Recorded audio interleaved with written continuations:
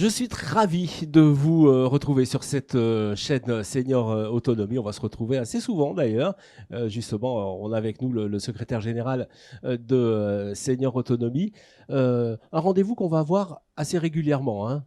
Oui, le président va vous en parler tout à l'heure, mais très franchement, c'est la volonté qu'on affiche, nous, d'être aux côtés de tous les gens qui nous soutiennent le plus régulièrement possible pour les tenir informés de ce qui se passe. Alors Alain, juste un petit mot sur ce qui s'est passé, hein, sur le dernier, sur le 14e défi autonomie. Vous avez voulu, Senior Autonomie, vous avez voulu absolument garder cette date du défi et ça a été un petit peu spectaculaire. Tout s'est passé sur Internet. Oui, c'était un enjeu assez compliqué. D'abord, le conseil d'administration a validé très vite le fait que, quoi qu'il arrive, il fallait tenir le coup et tenir cette 14e édition. Eh bien, on l'a tenue dans des conditions qui, curieusement, étaient sans doute compliquées, mais qui n'étaient pas si difficiles que ça. Si on revient à ce qu'on s'est dit en se quittant lors du 14e défi, les dernières images, on se disait tous les deux qu'en définitive, les interlocuteurs étaient beaucoup plus concentrés dans leurs interventions lorsqu'ils étaient filmés depuis chez eux en général, hein, ou leur bureau, que quand ils sont sur scène où, après tout le monde bouge, il y a un peu d'animation à droite à gauche, et où la concentration des acteurs est moins forte. Donc quelque part, le niveau, je serais très tenté de dire que le niveau de la communication qui a été donnée pendant ce 14e défi était plus technique, plus fort, plus puissant peut-être que ce qu'on aurait pu voir sur scène dans le centre des congrès. Mais on regrette quand même beaucoup de ne pas avoir pu tenir tout ça en présentiel avec tout le monde. Le salon, qui est quand même un élément important du défi, qui s'est tenu virtuellement, mais qui n'a pas eu un succès phénoménal. Lui, par contre, autant le colloque a été beaucoup vu, autant le salon, c'était plus difficile.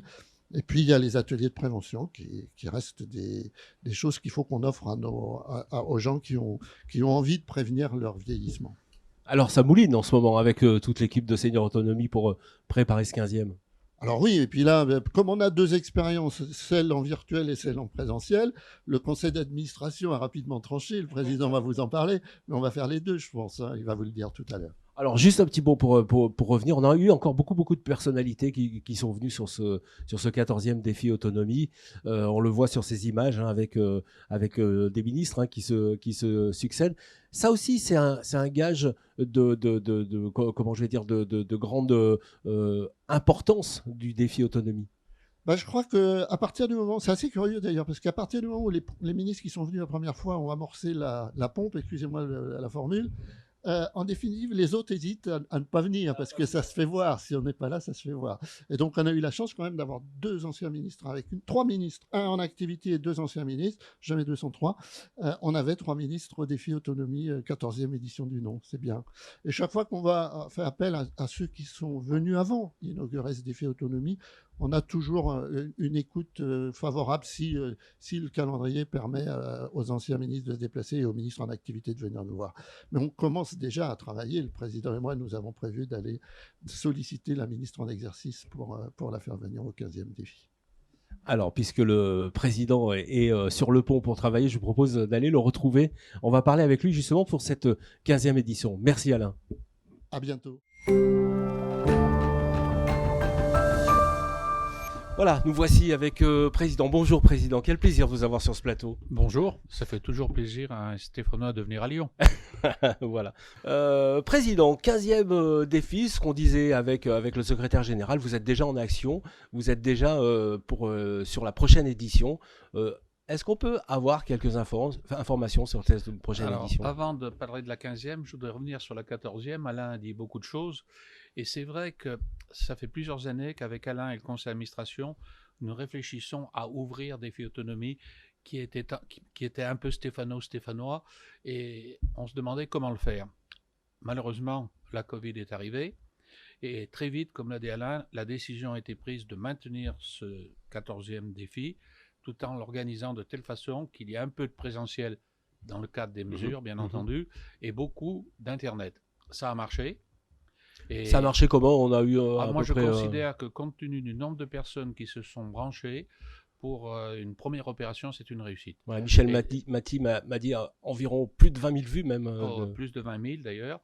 Et je remercie en technique, ce n'est pas tout à fait mon fort. Donc, j'apprécie d'autant plus la réussite de ce qui a été fait. Donc, ça veut dire qu'on a anticipé ce qu'on avait envie de faire. Et le 15e défi se fera. J'espère qu'il pourra être un maximum en présentiel. Mais nous continuerons, par rapport à nos partenaires qui nous accompagnent depuis des années, d'avoir cette notion d'Internet. Et deuxième chose, avec les membres du conseil d'administration, on s'est dit c'est bien de faire un défi une fois par an, mais essayons de faire un magazine qui puisse vivre et qui puisse permettre à nos partenaires de faire part de leurs avancées, de leurs dossiers. Donc le 15e défi autonomie se prépare, je ne vous en dirai pas plus, puisque le comité qui travaille dessus se réunit dans quelques jours. Et si le président a tendance à dire ce que fait le comité, ils vont nous dire qu'ils ne servent à rien. Mais chose importante, il y a un point fort aujourd'hui. Vous entendez beaucoup de déclarations qui se font tous les jours par nos politiques sur le traitement de l'autonomie. Donc aujourd'hui, il y a une loi qui devait se faire, elle s'est faite, elle ne s'est pas faite, du 5e risque, etc., tout ce que vous voulez. On a fait une réunion de bureau hier et on a réfléchi avec mon collègue, le vice-président, M. Pillet, et le secrétaire général, que nous ferions vivre tout au long de l'année, au cours des magazines, en particulier, sur l'évolution des textes. Ça veut dire qu'on va rentrer à l'intérieur de... On va permettre à tous nos partenaires, qui sont tous des acteurs de l'économie sociale, que ce soit des institutions de prévoyance, des mutuelles ou des assureurs, on est tous dans cette base de réflexion, comment traiter. Donc on sait aujourd'hui qu'il y a un gros effort à faire si on veut traiter l'autonomie pour que les personnes, les soignants, qu'ils soient, quel que soit leur niveau, soient mieux traités. Aujourd'hui, on a tendance à les prendre pour des emplois de deuxième zone. Si on veut vraiment que l'autonomie marche, il faut qu'on ait des personnes formées et que ces personnes soient dans un véritable emploi et non pas qu'ils soient considérés comme un emploi, je dirais, subalterne.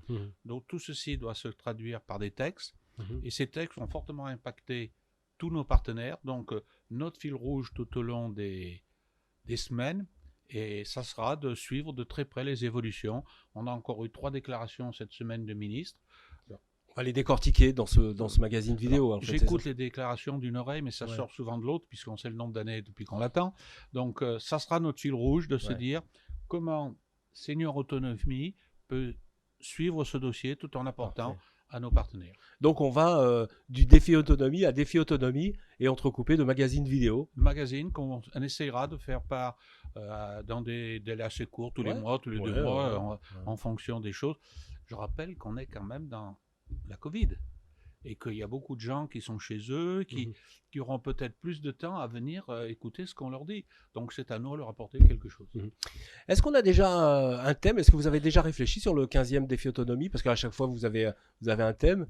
Est-ce qu'il y a des pistes? On a déjà réfléchi, mais je vous répète que je ne vous dis rien aujourd'hui, ça vous obligera à écouter le prochain magazine. Mais on a mis en place autour de 2 personnes, le patron de l'OCIRP et le patron de la mutualité, un groupe de travail. Ils se réunissent dans les jours qui viennent. Ils ont des pistes. Je préfère qu'on les laisse explorer leurs pistes. Le conseil d'administration, qui se réunit très régulièrement, les étudiera. Et je peux vous dire que quand on aura des informations à vous donner, on les donnera. Ça va tourner autour un peu de ce que je viens de vous dire. Mais le défi autonomie arrive dans le 4e trimestre. J'oserais dire, on sera-t-on à ce moment-là? Où en sera-t-on? Voilà, ça c'est une belle question. En tout cas, bravo pour le teasing. Le président est là à nous faire saliver pour la prochaine émission. Merci d'être passé, président. On va tout de suite retrouver Pierre-Marie Chapon maintenant. On va toujours parler du défi autonomie, mais là, on va parler des défis d'or. Je vous disais, bonjour Pierre-Marie. Bonjour Franck. Quel plaisir de se revoir. On se revoit que pour les bonnes occasions finalement. Eh ben, exactement, d'où l'intérêt de se revoir régulièrement, c'est toujours un plaisir. Alors Pierre-Marie Chapon, eh bien, c'est l'agence VAA Conseil. 2 mots sur ton agence? Spécialisée dans tout ce qui est accompagnement senior et santé au sens large. Et donc, d'où ta collaboration avec Senior Autonomie, notamment le défi autonomie et les défis d'or en fait, c'est ça? Tout à fait, avec une nouvelle édition. Nouvelle édition pour ce 15e. Comment ça se passe les défis d'or, cette sélection de sociétés, d'associations, Bah, d'actions. c'est un véritable marathon qui commence en réalité en tout début d'année. Là, on a encore travaillé ce matin puisqu'on est en train de remettre à jour tout ce qui concerne le règlement, puisqu'on va avoir quelques évolutions dans le concours. On met à jour le site internet pour les inscriptions. Et puis, on commence à un petit peu rechercher dans toute la France nos pépites, nos sociétés un petit peu innovantes. Et ça va nous occuper jusqu'à cet été. Alors, c'est pas facile d'avoir autant de vidéos, puisque c'est essentiellement des vidéos hein, que vous recevez.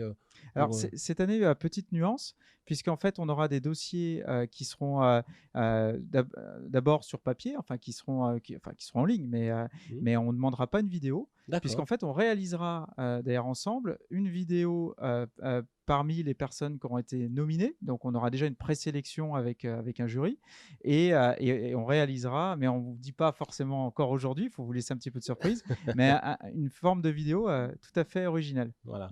Qui va pouvoir faire la sélection. Et ensuite, on aura donc le vote du public, parce que le public intervient hein, dans cette sélection. Exactement, comme tous les ans, coup de cœur du public. Donc, pourront effectivement, parmi les projets qui auront été nominés, parce qu'en fait, on va avoir un jury de présélection et donc à partir des projets nominés, le public pourra donner son avis. Alors, justement, on a pas mal de lauréats maintenant depuis 3 ans, 4 ans Mmh. qu'on organise ces défis d'or. C'est un plus pour les lauréats d'avoir ce petit ce certificat et puis forcément ce trophée. Oui, parce que, effectivement derrière le défi autonomie, c'est quand même une grosse machine, qui se renouvelle. On va être sur la 15e année, donc et qui va bien au-delà de Saint-Étienne, qui va vraiment au niveau national.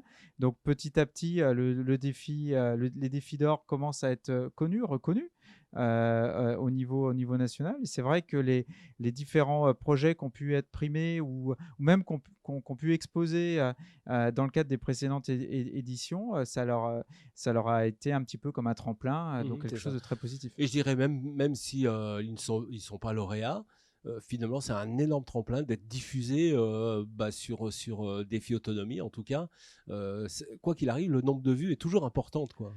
Bah, disons que c'était déjà très impressionnant en termes de congressistes, enfin en termes de public qui intervenait tous les ans donc sur Saint-Étienne en présentiel. L'année dernière, le fait de passer en distanciel, ça nous a permis de voir l'importance d'une diffusion sur l'ensemble des réseaux sociaux au niveau national. Et comme pour la 15e édition, on sera à la fois en présentiel et en distanciel, on va pouvoir communiquer très largement sur ces différentes sociétés. Eh ben, j'ai hâte d'y être, en fait. On sera sur scène, on te retrouvera sur la scène aussi, puisque tu présenteras ces défis d'or au mois de novembre prochain. Tout à fait. Ouais. Et puis, on va essayer de se revoir d'ici là Mais bien sûr. pour vous apporter des petits éléments complémentaires et vous faire vivre ce marathon de recherche de sociétés toujours plus innovantes. Merci Pierre-Marie, ça De m'a rien, fait Franck. plaisir C'était un plaisir. de t'avoir. Allez, je vous propose de découvrir une nouvelle association. Regardez. Chaque jour, plus de 8 millions de personnes prennent soin d'un proche. En cause, la maladie, l'âge ou le handicap. Le quotidien des aidants peut être un parcours du combattant qui épuise physiquement, psychologiquement et isole parfois. Je l'écoute, m'informe pour comprendre, cherche des personnes fiables. Je n'ai pas assez de temps pour ma famille, pour ma vie professionnelle. Je suis trop loin. Je m'inquiète. J'ai besoin d'y voir plus clair. M'orienter et m'informer est une nécessité. Ma boussole aidant me permet de trouver des solutions de proximité et personnalisées. Oui, personnalisées, pour mon proche et moi. Je peux faire le point sur notre situation et trouver des solutions, connaître les aides financières auxquelles je peux prétendre et parcourir le témoignage d'autres aidants qui traversent ces moments de vie. Ma boussole m'oriente vers des gens formidables qui nous accompagnent, nous permettent de souffler parfois et nous rassurent souvent. Ma boussole aidant est ouverte à tous et vise à réunir ceux qui agissent pour les aidants et leurs proches sur le terrain. Il s'agit d'acteurs associatifs, institutionnels ou d'entreprises qui œuvrent au quotidien dans les territoires. Venez consulter et contribuer sur maboussoleaidant.fr.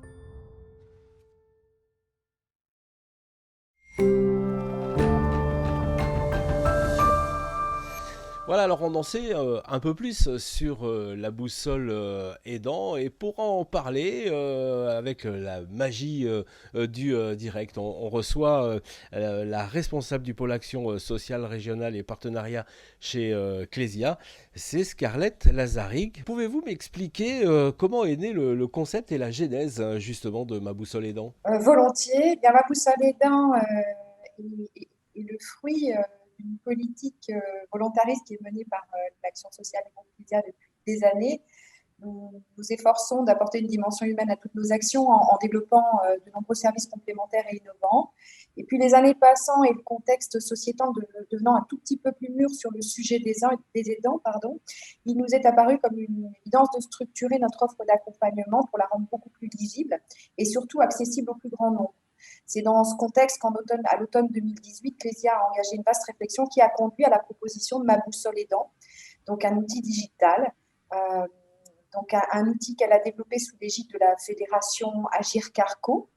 Nous pilotons depuis 2 ans ce projet, enfin nous ne pilotons plus puisqu'aujourd'hui la SKIT est constituée et Virginie en parlera, qui a l'ambition d'être aux côtés des proches aidants. Donc c'est un service digital qui propose un parcours intuitif avec des réponses claires, fiables et personnalisées. Son objectif est de centraliser l'accès aux informations et toutes les aides disponibles pour faire gagner du temps et de l'énergie à un tandem aidant-aidé qui est déjà bien fragile. Merci pour ces explications et je me tourne maintenant vers la directrice générale de ma boussole aidant. On reçoit, grâce à nos meilleurs techniciens, on reçoit Virginie Guilagoutte. Bonjour Virginie. Bonjour et ravie d'être avec vous. Je suis directrice générale de ma boussole aidant, qui est effectivement une initiative qui a été accompagnée par l'action sociale Clésia sous l'égide de la fédération Agir Carco, pour en faire une plateforme d'information et d'orientation à destination des aidants, dont la construction a été engagée depuis fin 2018 maintenant, avec l'appui par ailleurs d'une large communauté de contributeurs institutionnels, associatifs et privés. Alors, on va revenir sur ce sujet, mais pouvez-vous me parler de vos actions, justement? En fait, ma boussole aidant, c'est vraiment un service digital qui propose à tous les aidants, qu'ils soient aidants de personnes en situation de handicap ou de dépendance, de leur offrir un parcours digital simple et très intuitif pour leur donner accès aux informations et aux aides disponibles en proximité pour leurs proches et pour eux-mêmes. L'objectif est très clair, c'est de leur faire gagner du temps et de l'énergie grâce à des réponses claires, fiables et personnalisées en fonction de la situation du tandem aidant-aidé. Alors, je crois que vous avez mis l'accent, Virginie, sur la proximité, les aides personnalisées, mais aussi et surtout la proximité. Absolument. On sait qu'il faut donner à voir sur des aides qui doivent être mobilisables à une maille extrêmement locale. Et notre initiative a vocation à rendre ces solutions qui sont souvent portées par de petites associations, de petites structures, plus visibles. Et donc, notre enjeu, c'est d'accroître leur notoriété pour qu'elles soient vues des aidants et qu'ils puissent réellement en bénéficier. Quel est votre rayon d'action, justement? Vous pouvez c'est un petit peu de partout? Notre rayon d'action est national et nous avons aujourd'hui dans notre base de données plus de 45 000 structures référencées, ce qui est déjà énormément. Et notre objectif sur 2021, c'est de continuer à faire croître le nombre de structures que nous référençons de manière à être le plus exhaustif possible et également à accroître la qualité de ces données pour être certain que nous apportons des réponses claires, fiables à nos utilisateurs. Alors vous en parliez au début, vous avez pu développer grâce à des contributeurs engagés. On peut en citer quelques-uns peut-être? Il faut d'abord peut-être vous dire que la construction d'une telle plateforme d'information et d'orientation pour les aidants, c'est devenu une volonté gouvernementale. Et dans ce contexte, notre ambition a été de faire depuis l'origine de ma boussole aidant un bien commun au service de l'intérêt général, résolument ancré, comme on vient de le dire, dans des écosystèmes extrêmement territoriaux, extrêmement locaux. Et donc, convaincu si vous voulez, de la nécessité de coaliser les différents écosystèmes de l'aide aux aidants, on s'est structuré de manière à pouvoir s'ouvrir à des parties prenantes institutionnelles, associatives, publiques, mais également privées. C'est pour ça qu'on a créé une société coopérative. Et d'ici quelques jours, nous compterons plus de 45 co-sociétaires dans notre société coopérative. On va y retrouver bien sûr la fédération Agir Carco et plusieurs groupes de protection sociale, dont Clésia. On va également y trouver de grandes associations qui ont des actions de plaidoyer en faveur des aidants, comme la Compagnie des aidants, mais aussi l'Association des paralysés de France ou encore France Alzheimer. Puis on va retrouver d'autres acteurs engagés et militants en faveur de l'aide aux aidants, comme mec.org. Voilà, on peut citer également cette fondation. Voilà, quelques noms, mais voilà, nous sommes très nombreux désormais à faire corps. Bien, je vous remercie d'être passé sur ce mag vidéo de Senior Autonomie. Évidemment, tous les renseignements sur le site internet de maboussoleaidant.fr. Allez, maintenant je vous propose une information au sujet de la CARSAT. L'une de leurs missions, c'est la retraite. Regardez.